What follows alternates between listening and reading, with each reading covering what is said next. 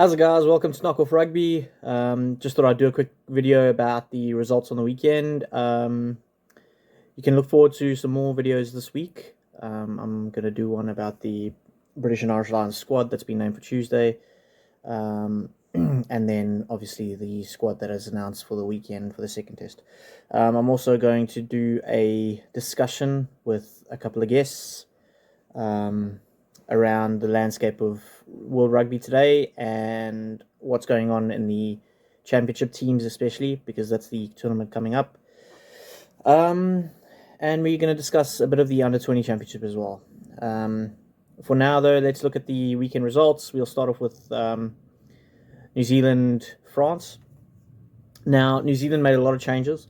So I actually thought that they were going to struggle a little bit, maybe cohesively, and a few little hiccups here and there. And you could almost say there was. I think Adi Xavier actually said after the game that they got punched in the nose a little bit, which I think they did, which is all credit to France. I mean, France kind of showing off their incredible depth, which is no surprise, actually. I mean, you look at the top 14, we've only really said it for the last couple of years, but I think the top 14 has been great for a very long time. I mean, imagine having top 14 plus Pro de Trois, plus another division that they've got. They've got endless teams to choose from. And, eventually you're going to probably find some diamonds in the rough, and you're gonna always have solid players, even if they're not the best in their position in your country. With competition so vast, I think you're always gonna be competitive. They didn't win, and nobody expected them to win. 2 out of the 3 games they showed a bit of grit, and I thought they were impressive. The second game they got a bit hammered, but probably a bit expected. But well done to New Zealand as well.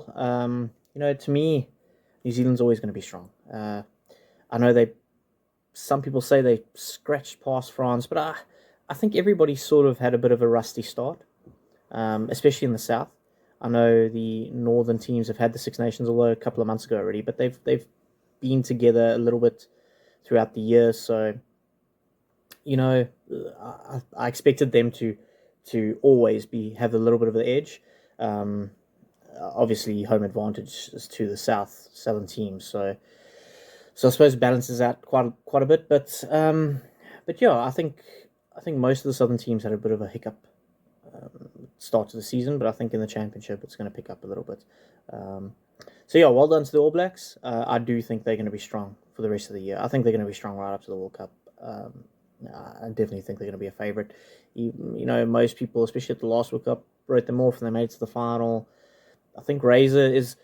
I'm not sure what he's doing is with this tempo play. It is what New Zealand always did, but I'm not sure it's going to win the World Cup, but it's certainly their DNA, and it's certainly he's diving headfirst into it. And you can only congratulate them for that because, last year people were saying that he's not really done anything different to Fozzie. So, but they have. South Africa, Georgia, the result was sort of always there. However, Georgia held them up. The first half was quite impressive from the Georgians. They really disrupted the South Africans.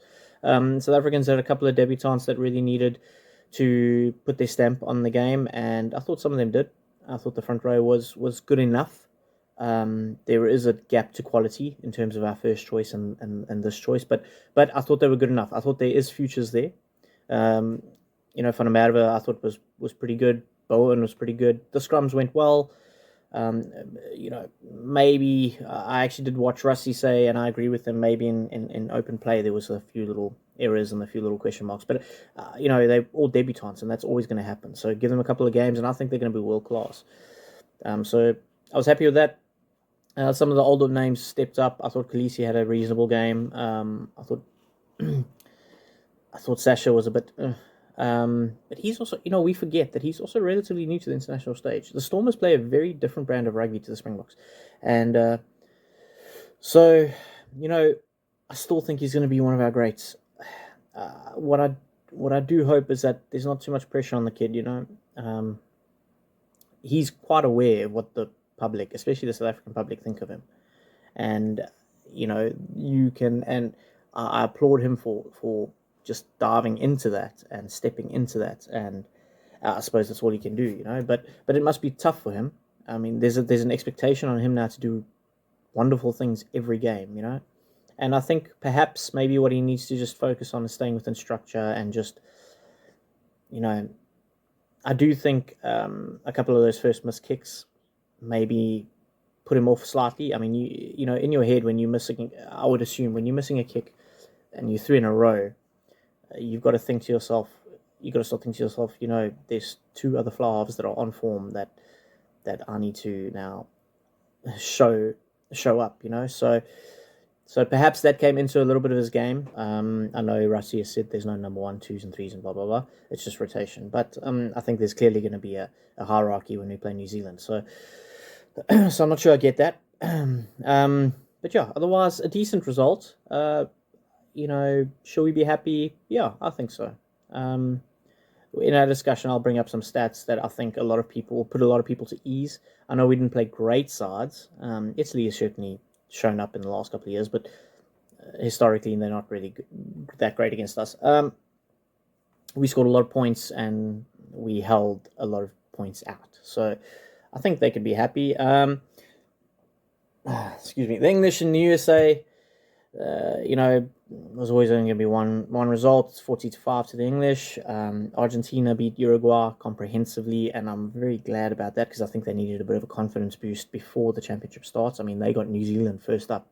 It's at home, but I mean, they're losing to a second-string English side at home. So there's got to be question marks there, and I expect a bit of a response from the Argentines. You know, they're always up for the All Blacks. So yeah. So a good result for them, I suppose. It's very difficult to judge. Brazil, Chile beat Brazil 35-21. Canada and Spain beat Canada. And then I actually want to mention before the end of this video, Zimbabwe has qualified for the World Cup. It has been quite a while since the last time they were in a World Cup. So congratulations to them. There is actually this new and expanded World Cup, but Zimbabwe is in it, and I think the Chinese, or Hong Kong, China, also they qualified a couple of weeks ago. So congratulations to them. Then the big one of the weekend was the first test in the British and Irish Lions. Honestly, it went as I expected. I think the Lions were totally dominant throughout that game. I thought the score certainly flattered the Australians, and that's very tough to say because, you know, I wanted to see them do well. I know that they've got a few big boys coming back. I'll do a video on their naming of their team as well. I'm expecting a few of their big boys, Skelton and Coates, come back, and maybe they'll make a difference. But I think the Lions dominated quite a lot of that game. And I think there is scary signs for the Australians. I'm looking at the series and thinking 3-0, but I could be wrong. But yeah, in terms of the doubts over Curry replacing Morgan or taking Morgan's spot, I think that's put to bed now. Curry was absolutely immense. And congratulations to him and the English. You know, in terms of them, if you look at it from an English point of view, I think it's been a while since they've had a world-leading 7. And what I mean by that is they've always, you know, most international sides have world-class players. That's why they're internationals. However, you put Tom Curry against most 7s in the world, and I think he's going to do very well. So congratulations to them. Congratulations to the British and Irish Lions. Well done to the Aussies on the fight back. I do think it's a lot of work, though, and I do think Joe Schmidt has a lot of work on his hands. Yeah, so looking forward to the upcoming weekend and the upcoming week in terms of games and discussions. I am going to do a couple more videos this week, and I hope you guys enjoy this, and I hope we can build and build this channel up to something that everybody can enjoy and be a part of. If you like these discussions and these points, then please like and subscribe. Leave a comment. I will reply to your comment. And yeah. Let's onwards and upwards. Thank you for joining Knock Off Rugby.